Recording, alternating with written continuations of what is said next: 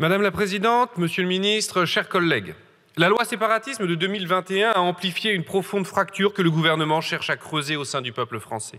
Elle attise la haine raciste et islamophobe, elle n'a pas d'autre objectif et pas d'autre objet. En ce sens, je ne peux que constater et déplorer sa pleine réussite. Notre peuple a été fracturé. Des millions de nos concitoyens, femmes, hommes, enfants, ont été stigmatisés, suspectés, accusés, humiliés, liés au terrorisme en raison de leur religion ou de leurs origines réelles ou supposées. Ils ne demandent pourtant rien d'autre. La xénophobie a été attisée et légitimée au plus haut sommet de l'État. Un boulevard a été tracé à l'extrême droite et à ses idées. Sur le supposé séparatisme islamiste, qui, selon les défenseurs de la loi, était un phénomène d'une ampleur telle que cela justifierait une loi liberticide de plus de 100 articles, les services de l'État sont dans l'incapacité de produire des chiffres probants. Malgré la très grande attention portée par le gouvernement, le phénomène à observer est si marginal qu'il n'y a presque rien à observer. Dans l'éducation nationale, on se gargarise d'avoir trouvé exactement 6 589 supposées atteintes à la laïcité sur 12 millions d'élèves scolarisés et sur 365 jours. Et encore, on ne sait même pas précisément ce qu'on entend par atteinte à la laïcité. On se rappelle qu'il y a 3 ans, les jeunes filles étaient sommées de se couvrir davantage à l'école. Croc-top, bermudas trop courts, quoique aussi longs que ceux de leurs camarades masculins jugés eux décents, décolletés trop longs. L'année suivante, le ministre de l'Éducation nationale, Gabriel Attal, a bâti sa carrière sur le problème inverse. Les jupes des filles seraient cette fois-ci trop longues, les kimonos proscrits, trop couvrants, érigés en signe ostentatoire de religion, les tuniques interdites, les décolletés trop courts. Pendant ce temps, les jeunes filles, une fois encore, voient l'attention publique se porter sur leur corps et se voient soumettre à des injonctions contradictoires. Le MIC, les jeunes filles musulmanes sont stigmatisées et humiliées et comprennent très bien qu'elles ne sont pas les bienvenues à l'école publique. Elles intègrent très bien la violence islamophobe et raciste qui s'ajoute à la violence patriarcale.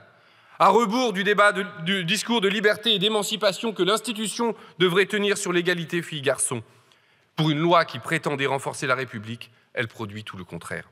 Et pendant que les ministres débattent de la longueur républicaine de la jupe, ils laissent faire, voire encouragent les cabales menées par l'extrême droite sur les enseignants et leurs cours. L'éducation à la vie affective, relationnelle et sexuelle a fait très récemment l'objet d'une telle cabale. Distribution de tracts, intimidation d'enseignants, propagation de mensonges éhontés, le tout avec le soutien du gouvernement. La pression est telle que des professeurs doivent renoncer à des sorties scolaires, la liberté pédagogique est bafouée. Sur l'instruction en famille, présentée comme un terreau du séparatisme, personne n'a été capable de donner un seul cas, pas un seul. En revanche, depuis la fin de cette liberté, les familles qui instruisent leurs enfants connaissent un véritable parcours du combattant, même pour les enfants qui relèvent de maladies, de handicaps ou de pratiques artistiques ou sportives intensives. Des familles sont déboutées à Créteil, mais acceptées à Aix-Marseille et doivent donc déménager. Les taux de refus disparates entre les départements montrent bien une application arbitraire et opaque de la loi, dont les premières victimes sont les enfants, qui, eux non plus, n'ont rien demandé et n'ont aucune velléité séparatiste. Sur les associations, le contrat d'engagement républicain n'a rien apporté à la défense de la République. En revanche, il a produit une très grave restriction des libertés publiques. Les cas de contentieux liés au contrat d'engagement républicain sont marginaux et ne concernent aucune association religieuse. Les véritables cibles, comme toujours, les associations de défense de l'environnement, des droits humains, des droits des femmes. La lutte contre un séparatisme n'est qu'un vague prétexte à une persécution politique gravement attentatoire à la liberté d'association, une loi antirépublicaine et liberticide unanimement dénoncée par le monde associatif.